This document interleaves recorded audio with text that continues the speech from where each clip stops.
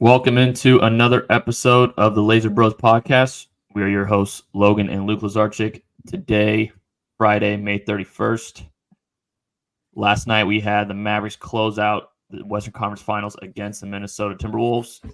Luka took control pretty much early on. I know, Luka, you were a big benefactor of the two teams going to the finals. You won, I think, around or almost $200. I know you're pretty excited. I know watching the games with you is kind of a pain because when you have bets on games, you're kind of turn obnoxious. Hey man, it's a lot different once you got some scratch on it, man. It definitely is different, but it was nice to see. It was nice to see once Luka hit that that first. I don't know. It was obvious he was hot right away, but once he hit that first logo shot, I was like, if they lose, I'm gonna just lose it.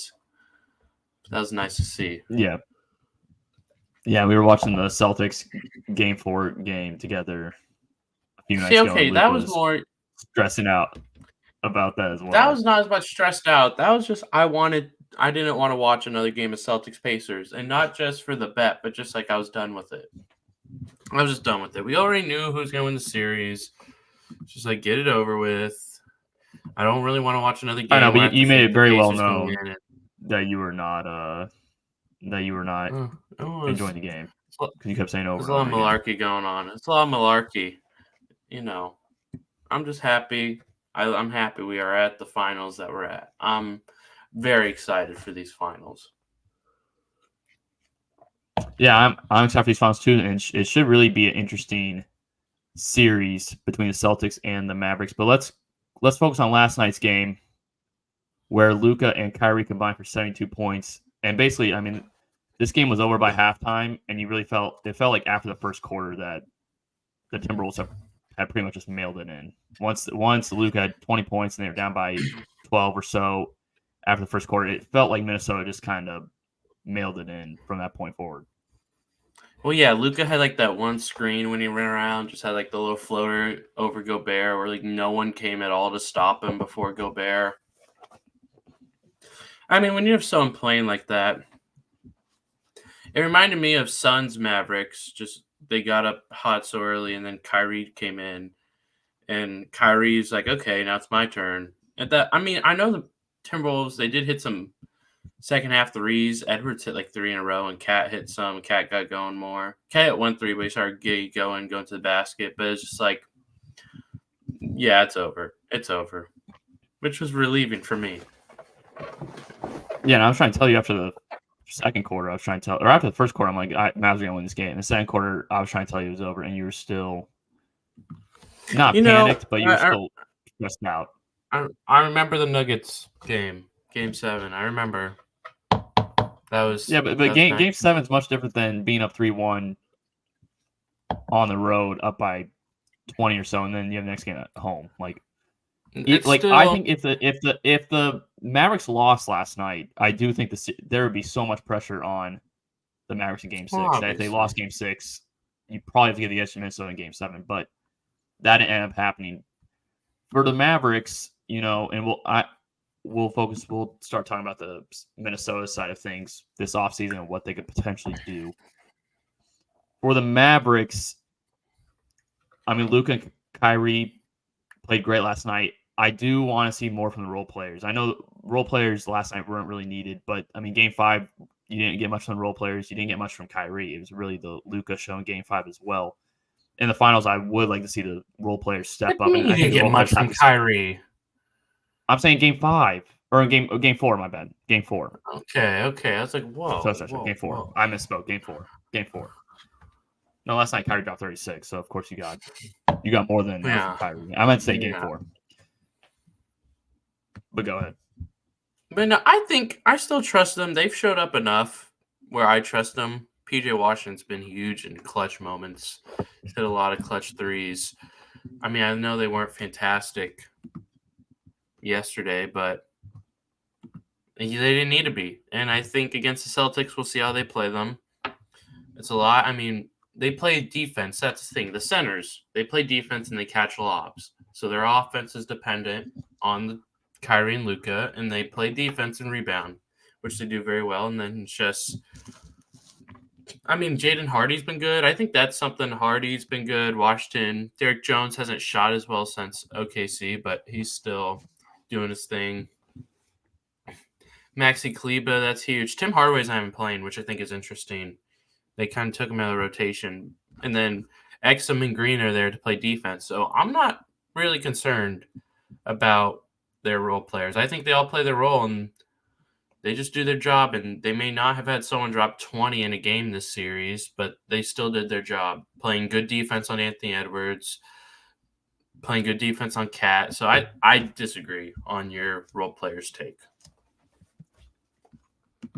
Let's shift over to the Minnesota side of things, and I think it's a really interesting offseason for the Timberwolves. I think it's probably, if you had to make a list of like most interesting off seasons for teams heading into this period, I think Minnesota would be close to the top because it really seems like they might have to make a move to change this team a little bit and change, not the culture of the team, but kind of change the outlook and how they want to play going forward. They've been pretty much predicated on this.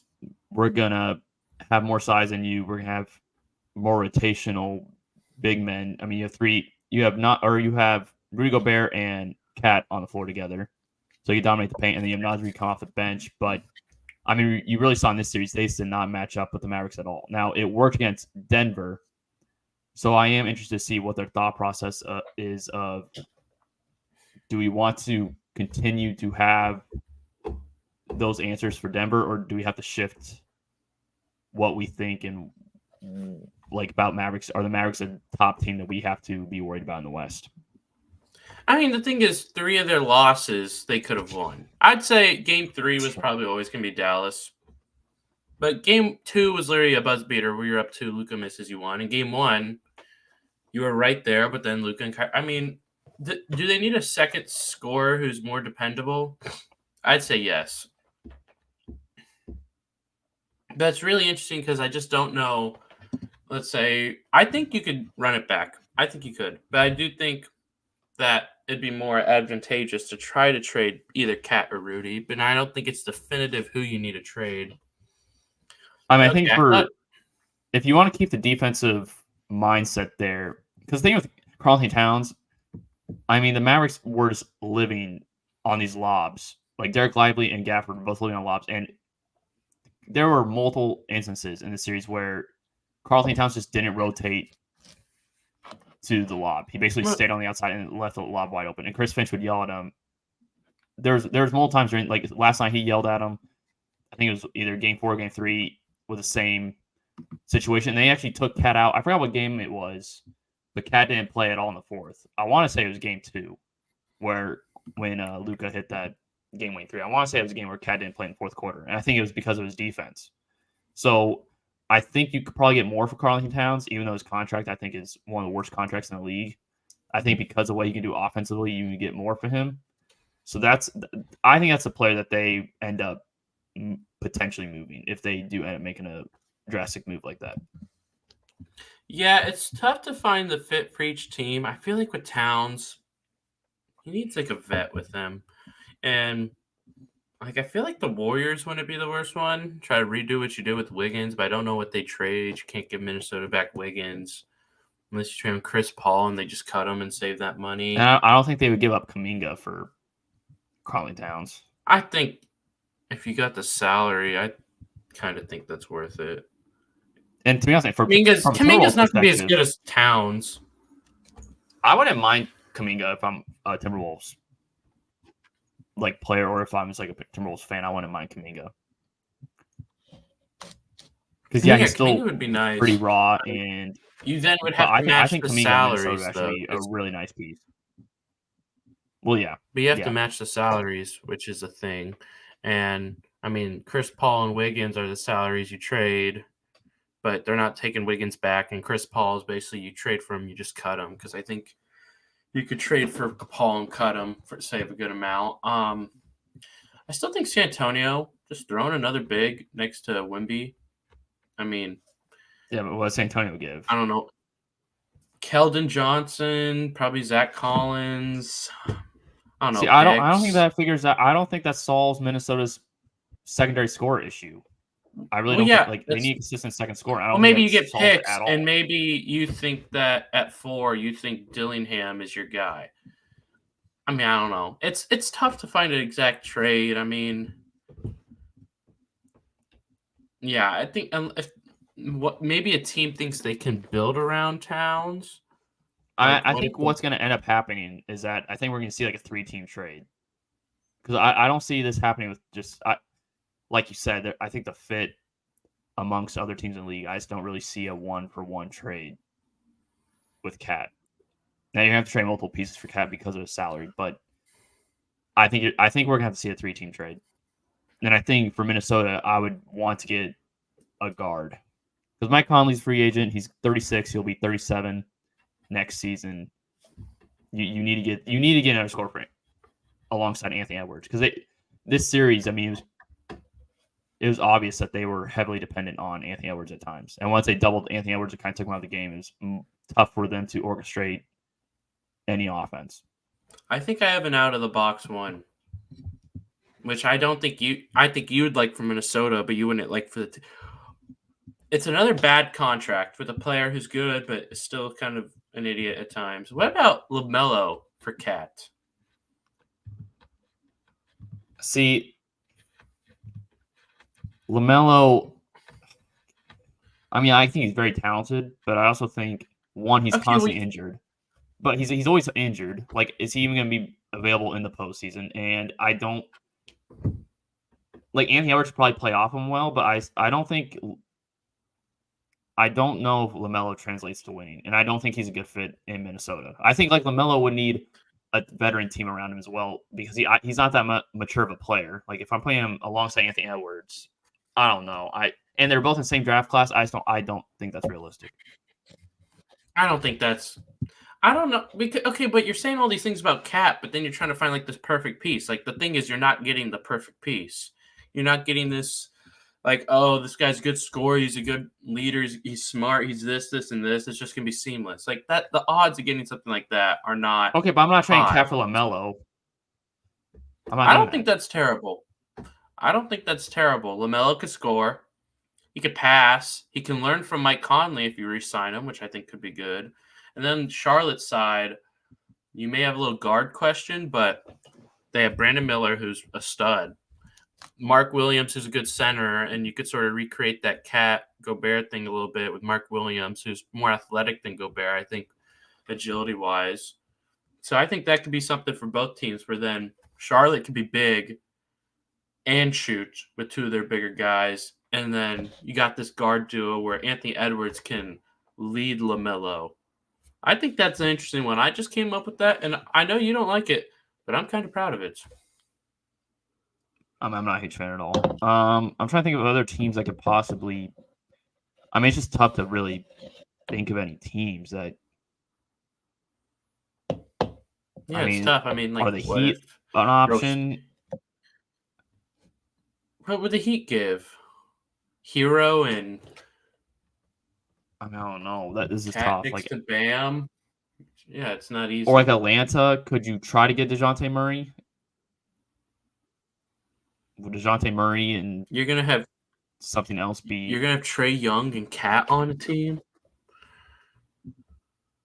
Trae Young and Cat on the same team. I mean, no. I don't even know. Like this, like could Orlando? Does Orlando even need? That's. No, they got Wendell Carter. They definitely. I don't think Orlando. I think they more need a guard.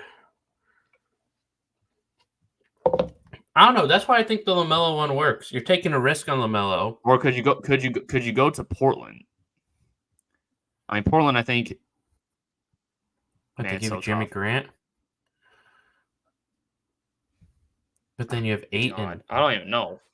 That's what I'm saying. It's basically the same situation where you have two big men and Ayton, who doesn't really stretch the floor at all. Even though he does have a mid-range, I think he offers more than Gobert offensively, but defensively, I'm not too sure.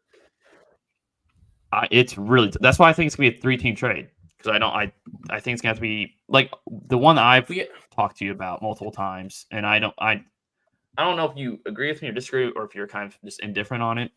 But if you can get Karl Towns to Pelicans, Brandon Ingram to Cleveland, and then Darius Garland to Minnesota, that's the one I've proposed, and I know we've kind of talked about it. I don't think the Pelicans want Karl Towns. If the Pelicans are trading for someone, they're trading for like a stabilizer, not another like question mark. I don't think the Pelicans are trading for Karl Towns. I think Garland would be great for Minnesota, but I don't see that. I don't see Pelicans taking that. I really like my LaMelo one. I really like it. I'm not a huge fan at all. Not huge I fan just at think LaMelo also defensively, he gets so much burden taken off of him with Edwards and McDaniels. And see, I'm very perplexed really by this run the because offense. you've never been.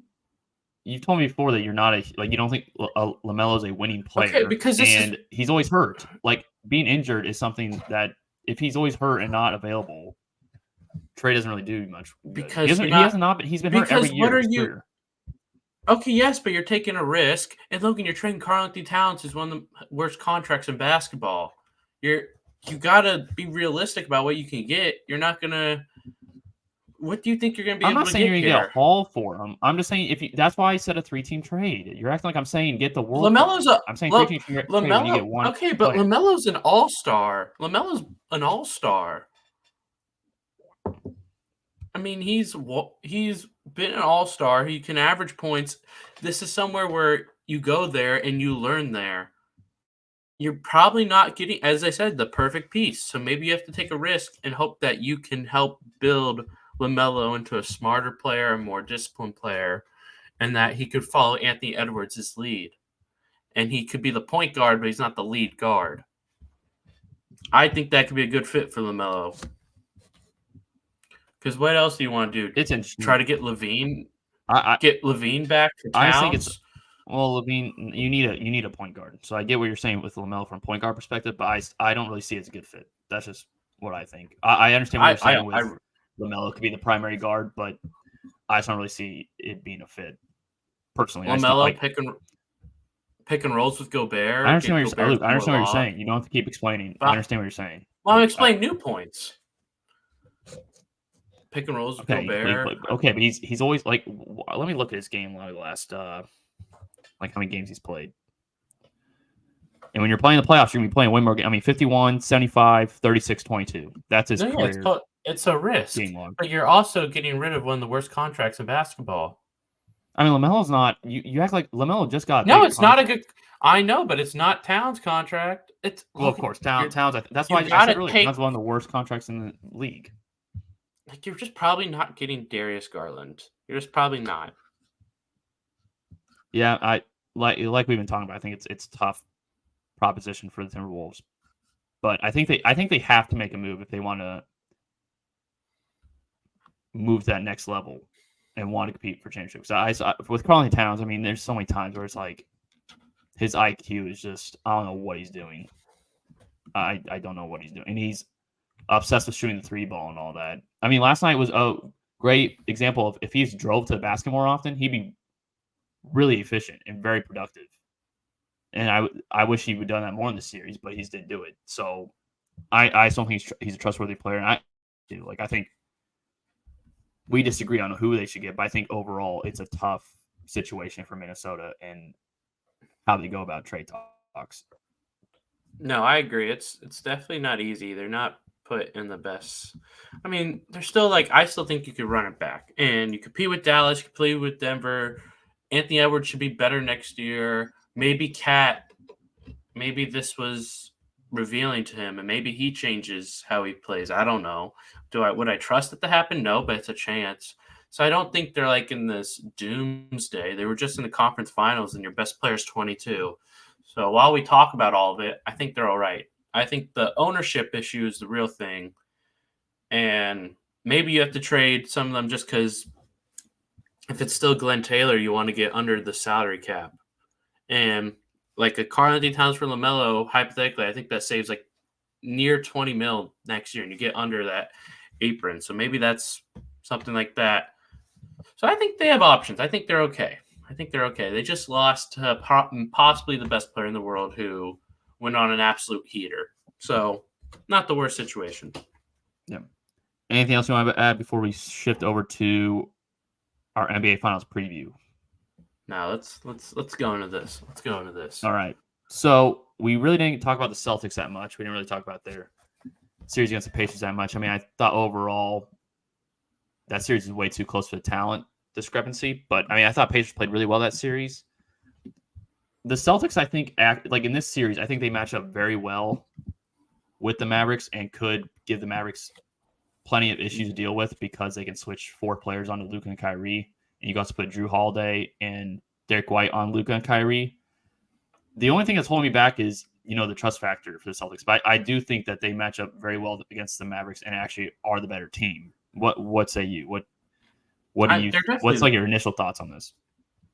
I mean, this is all with the assumption Porzingis is coming back, and I'm just going to assume at this point he's going to come back. He's had he's been off since. Wait, did he go out during the Cavs series, or was it before? It was the Heat series. It was Game 3, so that's probably like April 22nd.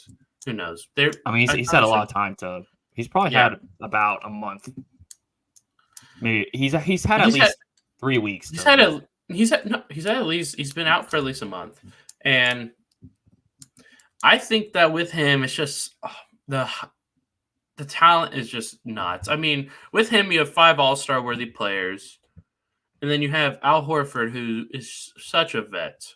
I mean, I don't trust him. He played a lot in that Pacers series. Probably a reason the Pacers stayed in those games because they're just attacking Al Horford, and he's not meant to play 35, 40 minutes. But, he's still hitting big shots.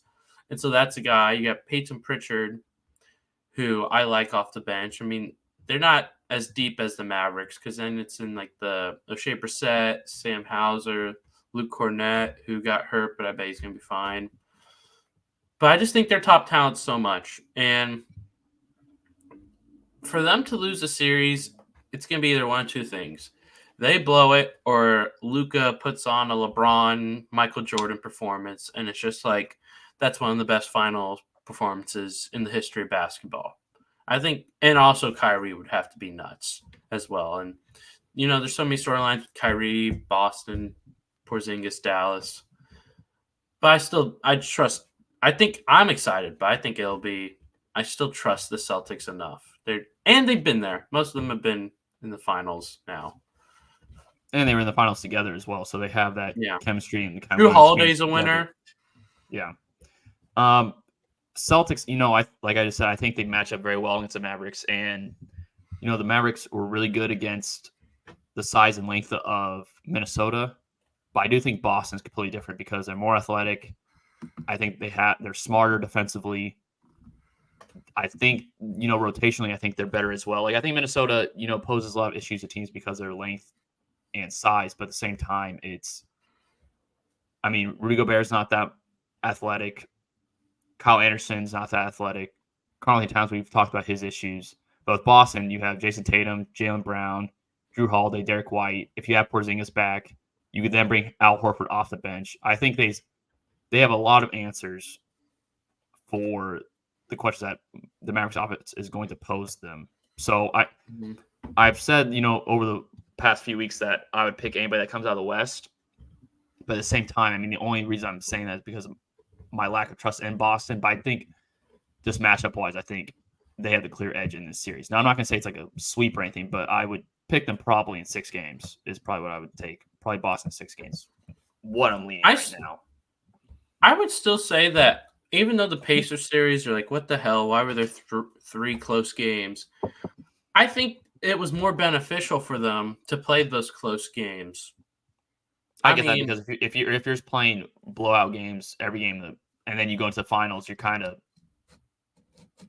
you're kind of basically just gliding into the finals with no adversity or anything really. If that I mean, and just like it's good for them to have that late game experience where multiple times in the last 3 minutes, I mean, they shut a team down when they really locked in defensively, and they should do so more.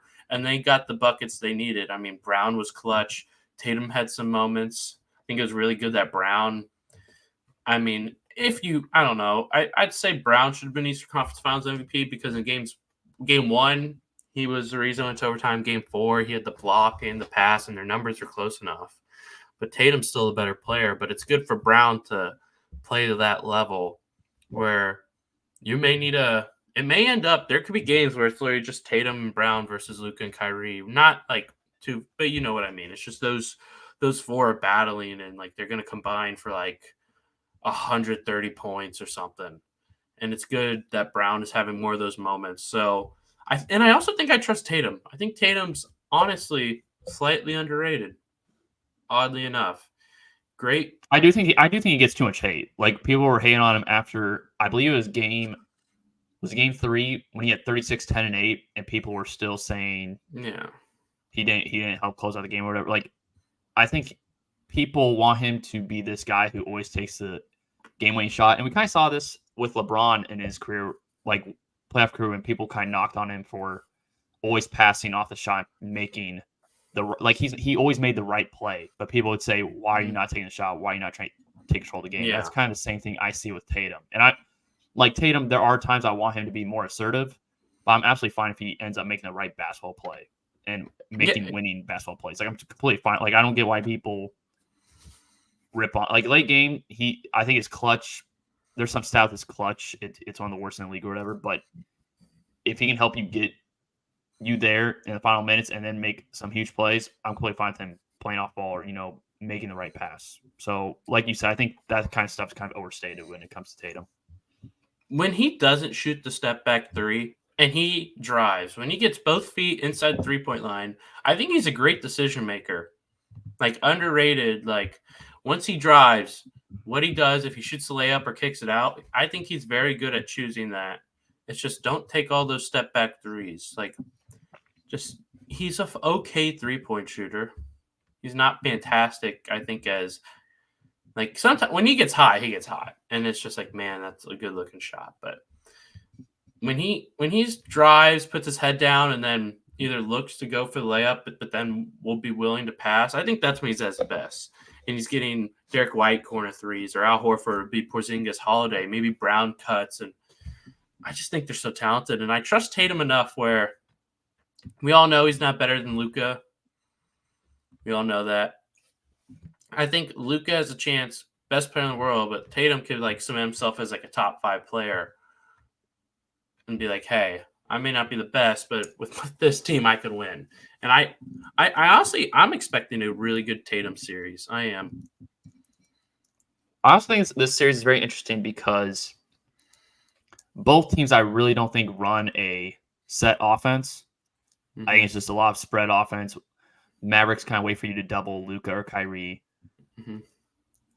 Celtics are basically drive and kick. I mean, both teams want to shoot a lot of threes. We've seen Mavericks go more inside because of Lively and Gafford, but I think it's also interesting because both teams pretty much just play free ball. There's really no set offense on both sides. And I also think, like going back to what you just said about Luka being the best player, but like comparing Luka and Tatum, like Luka's probably the best player in the series. I don't know where you have Kyrie ranked in the series amongst players, but like top 10 players, you probably have Luka 1, and maybe you have Kyrie. Tatum's better than Kyrie. Stop. No. Oh. I'm saying like I was. My God. I thought you were going 1 through 10. I was not saying. I'm not going in order. If you let me finish my statement. Okay, go. I was saying Kyrie's probably 3, 4, maybe 5. He probably rounds out the top 5, 3, 4, 5. He's probably somewhere in that. But outside of Luka and Kyrie, I mean, the next players, 4 or 5 players, are probably on the Celtics side. I don't know, because like just off the top of my head, I'd go Luka, then Tatum, okay, and then Kyrie and Brown. But Kyrie and Brown are close, and then 5 is probably 5, 6, 7. 5, 6, 7 are Drew, White, and Porzingis. Probably. That's what I'm saying. That's what I'm saying. But then it's not like 5 of the 6 players or 5 of the 7 players are on the Celtics side. 8, 9, 10 is Washington, lively Derek Jones, and then 11 you can argue, is it Gafford, is it Al Horford, and then No, it's very interesting. And then after Horford, I mean, like, those next spots are all Mavericks. So I still think they have, like, Mavericks depth. I think what will be interesting is PJ Washington obviously did not have a great scoring series. But a lot of the time, I mean, he was being guarded by someone bigger than him. And, like, Naz Reid or Towns. And so he didn't really get, like, those drives to the basket as much. I mean, Tatum is his hype. Tatum's not as big, and it may not always be Tatum. Tatum may take some Luka time, so it may be like Jaylen Brown. And Jaylen Brown's a good defender, but that's one where PJ Washington finally has like this height advantage, and it's not this glaring size difference either. So I think PJ Washington, for Dallas to win, PJ Washington needs to average 15, at least 15. I think he can.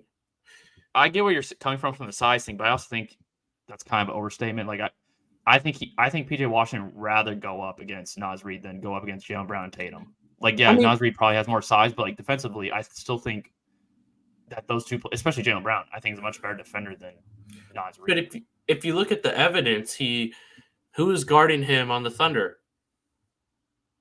I don't know. Was it Dort? I mean, was it Chet, Giddey, Wiggins? Not even Chet. Chet was guarding. So he had a whole bunch. The Thunder was his best series, and those are smaller guys. And he was better against Clippers, where they're power forwards. Like, yeah, but none of those guys compare to Brown or Tatum defensively. And I'm not saying Tatum's like a great defender, but none of those guys compare to Brown defensively. But that's not the point. The point is he's a better matchup against smaller guys, not bigger guys. The one series he faced Brown, but not small. Okay, but he's still tall. They're not huge. Towns and Reid have good size. Like, those are bigger guys. Tatum and Brown are not, I mean, obviously they're bigger than us, but in basketball, they're not like bigger guys. And PJ Washington was better against the Clippers. He was better against the Thunder. Tatum's like 6'10". Okay, yeah, but he's not like this I'm talking not height, size. Tatum is not near the size of Naz Reid. No, I agree with that, but I don't and think that's a major. I think it's something. I think that's something. I think PJ Washington may play better against not bigger size guys, because PJ Washington's not the biggest guy. PJ Washington has length and height, but not insane height. So I'm not saying he's gonna kill Tatum or Brown, but maybe this allows him more drives to the basket when he gets a three and he pump fakes and goes because he's not being pushed to the side. I think it's the same thing what I said about Luka, where McDaniels was the better matchup for him. And I remember you didn't fully agree with me there. I said, I think McDaniels can't mess with him because I think Luka doesn't care about the length and size. And then Lou Dort was a pain in the ass. So I think it's very similar to that. I'm going to look up just like PJ Washington's height and weight real quick hold on. And compare it to Jason Tatum and Jaylen Brown. He doesn't need to be bigger. That's not what I'm saying. Okay, but hold on. I mean, 6'7", 230. That's what he is. And hold on. Jaylen Brown is, and I'll go over both. Jaylen Brown 6'6", 223, so they're almost the same size. And then Jason Tatum is 6'8", 210. I mean, they're all similar. Like, I don't see this. Yeah, it's not. Again, you're not listening to me. It's not that he was at a size disadvantage against Towns and Naz Reid. Those are bigger guys. Naz Reid is 264 according I'm on the Yahoo app, and Towns is 248. Those are much bigger. I'm not saying it's that he was at a disadvantage. Now he doesn't have this huge advantage against those two, but it's not this disadvantage where maybe when he drives and he hits them, he can't go in a straight line because they just have size. But now if he pump fakes and goes, it's more of a straight line. Because it's not like he's ISOing these guys. I mean, PJ Washington was not able to get to the rim, like, at all. And I think he can do that against this team. I think but I don't know. I feel like just size doesn't make you a better, like, we're just going to disagree on this, but it's not a better defender, it's a better matchup. Yeah, but just because he has a better matchup doesn't mean he's going to have an easier time getting to the lane. I think they're both better defenders. I think he will. It doesn't matter that they're better defenders, Logan. That does not matter. Better matchup. Better. I would say McDaniels is a better defender than Lou Dort. Look at what the difference was with Luka against Lou Dort and McDaniels. It was insanely different. And I think McDaniels is a better defender. He was struggling against Lou Dort. He whooped McDaniels' ass. I think it's that's true, but PJ Washington's not Luka. I know there's different matchups. He's not taking ISOs. You're not Logan. Imagine he's in the corner, he gets a ball, he gets a little pump fake, and they give him they go up a little bit, but not all the way. Now he has to drive past them. If it's Towns or Naz Reid, if he wants to do a quick drive, he probably hits them, and then they recover just because they're bigger for that specific matchup. But for Brown or Tatum, he can squeeze by them more. I think it's not that they're better defenders. They're not better defenders. It's better matchup for PJ Washington in the style that he plays for the Mavericks. It's not like he's ISOing. If he was running ISOs, then sure, but it's not ISOs. It's catch and shoot quick drives, and I think that's easier to do against less size. Because Naz Reid and Towns, they have some mobility where it's not like you just drive past them. So I think that could be something very interesting to watch. So I'm assuming PJ Washington is your X factor then. Is he your X factor for the overall number one X factor? He's the X factor. Okay. He's the overall number one X factor. Yes. Okay. Because for Boston, is he going to play near the level of Derek White, or is he going to play near the level of Derek Jones? I think that could be the difference. That's true. Yeah. If PJ Washington struggles in a series, I see little chance of Dallas winning the series if PJ Washington is a non-factor. Yes. So I do agree with you from that standpoint. Mm-hmm. Boston, number one X factor for them probably, I would say, is Drew Holiday. That'd probably be mine. Because I think defensively, if he's good defensively and he can provide you offense like he did against the Pacers. Now, Pacers are nearly not the defensive team that the Mavericks are. So I don't know if he'll be that effective offensively, but I do think if he can make an imprint on the offensive side of the ball, I think Celtics, I said in 6, I could see them win in 5, but again, it's just about the trust factor for me when it comes to Celtics. If they're hitting on all cylinders, though, I would probably take them in 5 or 6. 6 is probably the more realistic pick, though. Yeah, I feel like that's a common pick, and I also have Celtics in 6. I think Porzingis is the X factor for Celtics because it's how will he rebound after not playing for a while against Lively and Gafford, and then I think his shooting's a big thing, and then if they run pick and rolls and he's switching, how is his perimeter defense on Luka and Kyrie? Is he ready for that? Is he not? So I think Porzingis is my Celtics X factor.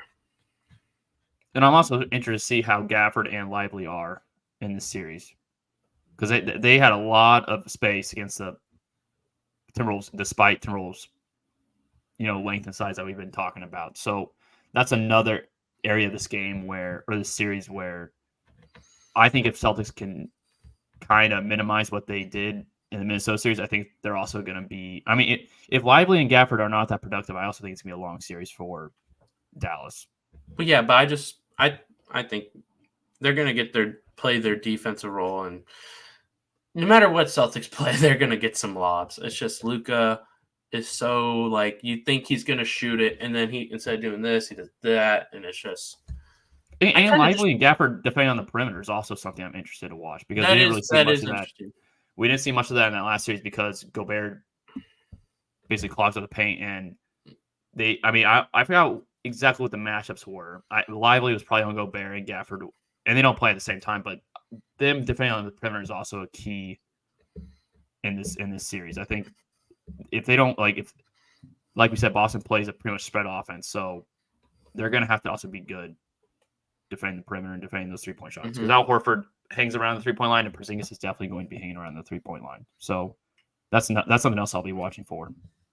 I think they're definitely both capable, but sometimes you're going to be matched up against all-star level players. So I think I trust Lively more on the perimeter. I do too. I think he's more athletic than Gafford, and his horizontal movement I think is faster than Gafford's. So I would probably trust Lively as well. Anything else you want to talk about or add to the discussion before we close out? No. Nothing with the finals. I think we covered a lot. I saw Lad McConkey went in our dynasty draft, and I know we want him, so that's not the best. Yep. Yeah, I think I'm looking at it right now, and we have 3 more picks before we're up. So yeah, it's going to be interesting. I don't know who's going to be available. I'm surprised Keon Coleman hasn't gone yet. I thought he'd be a popular. I did too. Pick at this point. I made a prediction that McConkey would fall to us, and I was wrong. Yeah, hopefully we get some talent falling to us. But yeah, Luke and I are in a dynasty rookie draft right now, so a lot of sports stuff going on. And French Open's going on. Euros will start in a couple of weeks, so it's a good time for sports. And football, it seems like football's always around the corner. So, so the sports are always jam packed. But that'll probably do it for our episode today. Make sure to like the video, subscribe, follow us on Spotify as well. And next week will probably be more NBA Finals coverage, and sooner rather than later we'll also be talking about NFL. So if you're more into the NFL side of things, we will be talking about that. But until then, we'll see you guys. Peace.